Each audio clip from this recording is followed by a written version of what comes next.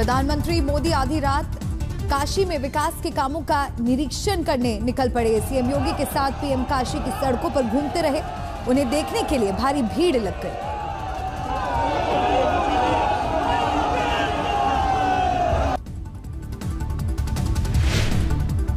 रात करीब 1 बजे प्रधानमंत्री मोदी ने वाराणसी रेलवे स्टेशन का मुआयना किया। पीएम ने स्टेशन पर घूम कर साफ सफाई देखी।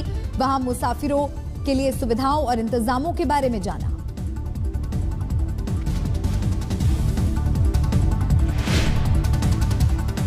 पीएम मोदी ने गंगा आरती के बाद रात 8 बजे से रात 12 बजे तक क्रूज पर ही बीजेपी नेताओं और बीजेपी शासित राज्यों के मुख्यमंत्रियों के साथ बैठक की। इसके बाद वहां से गोदौलिया के लिए रवाना हो गए और वहां से पैदल ही दशाश्वमेध घाट की तरफ निकल गए। इस दौरान कुछ लोगों के पास जाकर उनसे मुलाकात की और बातचीत भी की।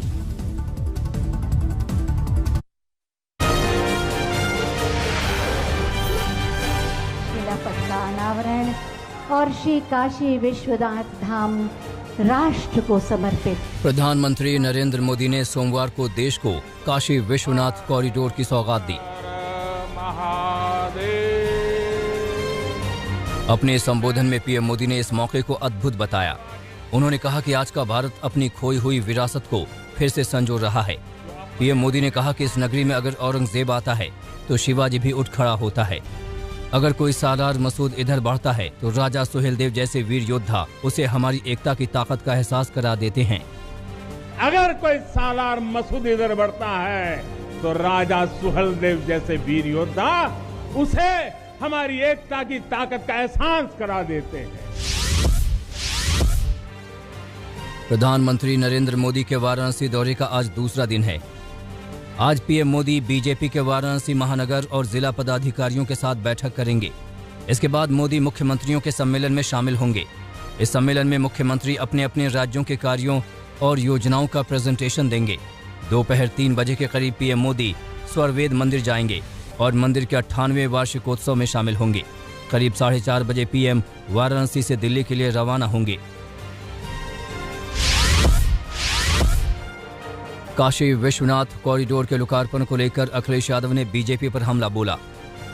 अखिलेश यादव ने कहा कि बीजेपी नेता हमारे आपके सामने झूठ बोल रहे हैं, लेकिन भगवान के सामने झूठ नहीं बोलना चाहिए। इसके साथ अखिलेश ने तंज कसते हुए कहा कि बनारस में कोई भी कितना भी रहे ये अच्छी बात है, आखिरी समय में वहीं बनारस में ही रहा जाता है। इससे पहले अखिलेश यादव ने दावा करते हुए कहा था कि काशी विश्वनाथ कॉरिडोर की शुरुआत समाजवादी पार्टी ने की थी। उन्होंने कहा कि अगर जरूरत हो तो हम दस्तावेज भी दे सकते हैं। काशी कॉरिडोर के उद्घाटन को लेकर अखिलेश यादव के बयान पर बीजेपी ने पलटवार किया है। यूपी बीजेपी के प्रदेश अध्यक्ष स्वतंत्र देव सिंह ने कहा कि काशी का ऐसा भव्य रूप देखकर अखिलेश यादव बौखला गए हैं। स्वतंत्र देव सिंह ने कहा है कि अगर जिन्ना की मूर्ति का लोकार्पण होता तो अखिलेश खुशी से झूम उठते और घर घर मिठाई बांटते।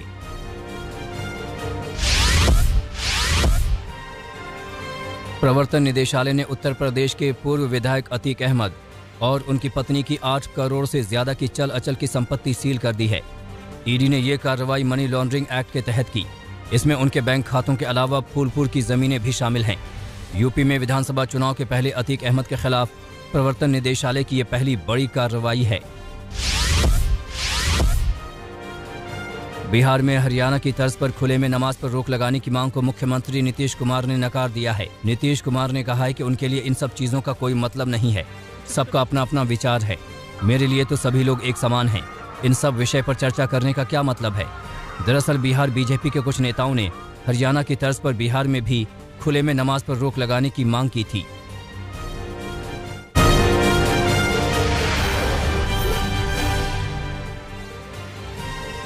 जम्मू कश्मीर की राजधानी श्रीनगर के जेवन इलाके में सोमवार शाम पुलिस की बस पर आतंकियों ने हमला कर दिया।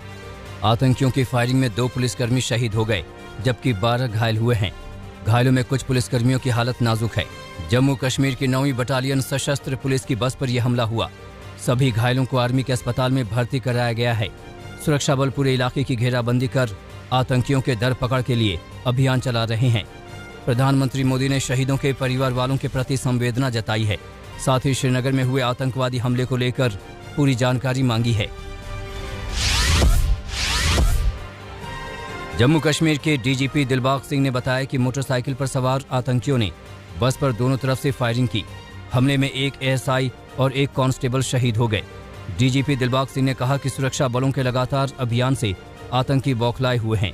जल्द ही आतंकियों को मार गिराया जाएगा।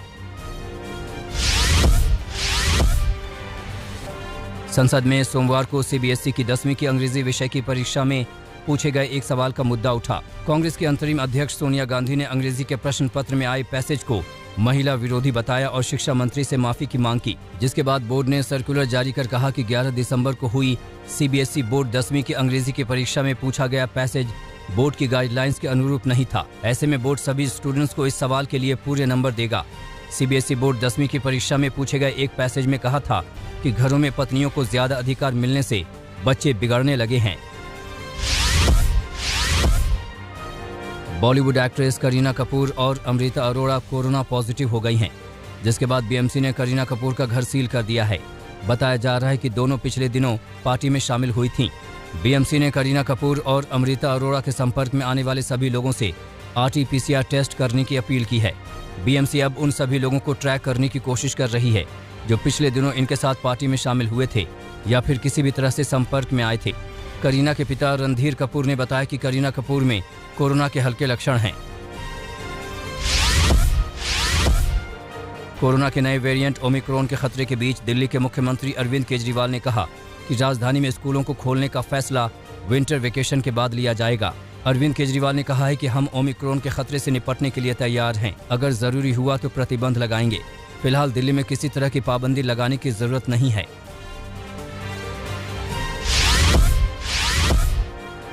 ब्रिटेन में कोरोना वायरस के ओमिक्रॉन वेरिएंट से संक्रमित एक व्यक्ति की मौत हो गई है। ब्रिटिश प्रधानमंत्री बोरिस जॉनसन ने इस बात की जानकारी दी। बोरिस जॉनसन ने कहा है कि अफसोस की बात है कि ओमिक्रॉन की वजह से लोग अस्पतालों में भर्ती हो रहे हैं और दुख की बात यह है कि ओमिक्रॉन से पीड़ित एक मरीज की मौत की पुष्टि हुई है।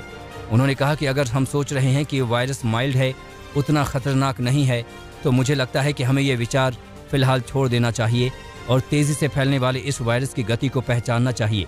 ये काफी तेजी से लोगों के बीच फैल रहा है और ऐसे में जरूरी है कि हम सभी बूस्टर डोज लें।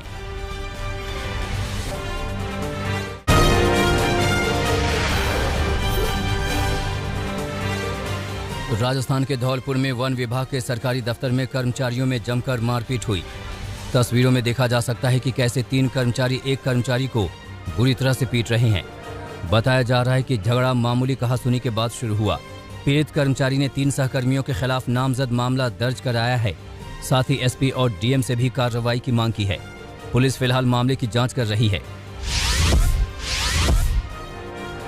राजस्थान के भीलवाड़ा में पुलिस ने भारी मात्रा में अवैध शराब पकड़ी है। मामला पुर थाना क्षेत्र का है। जानकारी के मुताबिक हरियाणा से भारी मात्रा में शराब की तस्करी गुजरात से हो रही थी। शराब को अंडों की ट्रे की आड़ में छिपाया गया था। पुलिस ने हरियाणा निर्मित 459 कार्टन शराब और 30 कार्टन बियर पकड़ी है। शराब की कीमत 36 लाख रुपए बताई जा रही है। पुलिस मामले की जांच कर रही है। मध्य प्रदेश के देवास में पुलिस ने एक दिन पहले हुए पटवारी के कत्ल का खुलासा कर दिया है। मामला बैंक नोट प्रेस थाना इलाके का है। पुलिस के माने तो पटवारी का कत्ल उसकी पत्नी के प्रेमी ने किया था। बता दें कि पटवारी की शादी 20 दिन पहले ही हुई थी। इसी बात से नाराज प्रेमी ने पटवारी का कत्ल कर दिया। आरोपी को पुलिस ने गिरफ्तार कर लिया है। अब पुलिस तफ्तीश कर रही है कि इस कत्ल में क्या पटवारी की पत्नी का भी हाथ था। नागपुर में दिन दहाड़े एक छात्रा के साथ अगवा करके गैंगरेप का मामला सामने आया है। जानकारी के मुताबिक आउटर नागपुर में रहने वाली लड़की संगीत सीखने घर से निकली थी, मगर रास्ते में कुछ लोगों ने उसे कार में अगवा कर लिया और सुनसान जगह पर उसके साथ गैंगरेप किया। आरोपी लड़की को कार से फेंककर भाग गए। मामला कलमना थाना क्षेत्र का है। पुलिस ने मामला दर्ज कर लिया है और आरोपियों की तलाश में जुट गई है। ग्रेटर नोएडा में यमुना एक्सप्रेस वे पर 2 हादसों में 3 लोगों की जान चली गई। पहला हादसा यमुना एक्सप्रेस वे पर उस समय हुआ जब नोएडा से आगरा जा रही तेज रफ्तार ऑल्टो कार ट्रक में जा घुसी। कार में महिला समेत 4 लोग सवार थे, जिनमें 2 की मौके पर ही मौत हो गई, जबकि 2 का इलाज चल रहा है। दूसरा हादसा फलौदा कट के पास हुआ, जहां पैदल चल रहे मां बेटे को मारुति स्विफ्ट ने टक्कर मार दी। हादसे में इलाज के दौरान मां की मौत हो गई।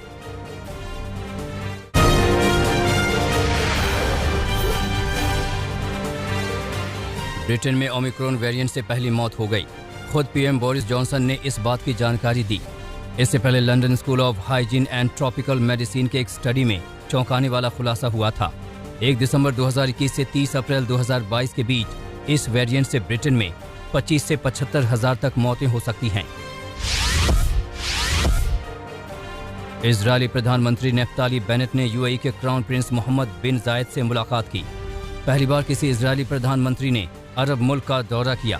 पिछले साल पूर्व अमेरिकी राष्ट्रपति ट्रंप की मध्यस्थता में अरब देशों और इजरायल के बीच रिश्तों को सामान्य करने पर सहमति बनी थी। अफगानिस्तान के विदेश मंत्री ने बड़ा बयान दिया है। आमिर खान मुत्तकी ने दूसरे देशों के साथ रिश्ते सुधारने की वकालत की है। तालिबानी सरकार सभी देशों के साथ अच्छे संबंध चाहती है। महिलाओं की शिक्षा पर भी जवाब दिया। कहा कि उनकी सरकार महिलाओं की शिक्षा के हक में है। श्रीलंका के राष्ट्रपति ने अपने सिंगापुर दौरे से पहले संसद को 1 हफ्ते के लिए भंग कर दिया।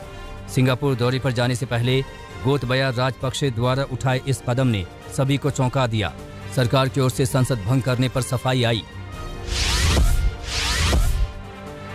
ऑस्ट्रेलिया और दक्षिण कोरिया के बीच $716 मिलियन की सैन्य खरीद का समझौता हुआ। समझौते के तहत 30 होवित्जर तोपों के साथ दक्षिण कोरिया 15 बख्तरबंद गाड़ियां देगा। साउथ कोरिया के राष्ट्रपति मून जे इन 4 दिनों के ऑस्ट्रेलियाई दौरे पर हैं।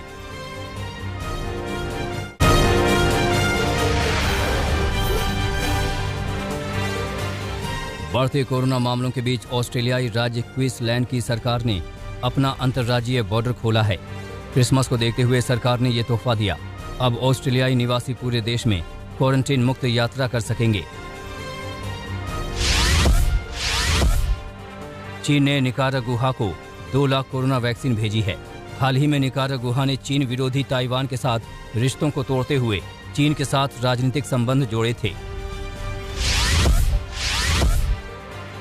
अमेरिकी राज्य टेक्सास में गोलीबारी हुई। ह्यूस्टन शहर के पास हुई गोलीबारी में 1 शख्स की मौत हो गई, जबकि 14 घायल हो गए हैं। जश्न मना रहे लोगों पर अचानक एक कार सवार ने गोली चला दी। नानजिंग नरसंहार की 84वीं बरसी पर चीनी सैनिकों ने इस हत्याकांड में मारे गए लोगों को श्रद्धांजलि दी। 6 हफ्तों तक जापानी सेना ने हजारों लोगों की हत्या की थी। 13 दिसंबर 1937 के वक्त चीन की राजधानी नानजिंग शहर थी। भारत की हरनाज कौर संधू ने 70वें मिस यूनिवर्स का खिताब जीता। पीएम मोदी ने हरनाज कौर संधू को इस कामयाबी के लिए बधाई दी है। इजरायल में हुए शो में 21 साल बाद खिताब पर भारत ने कब्जा किया। दूसरे नंबर पर पैराग्वे की, जबकि तीसरे नंबर पर साउथ अफ्रीका की प्रतियोगी रहीं।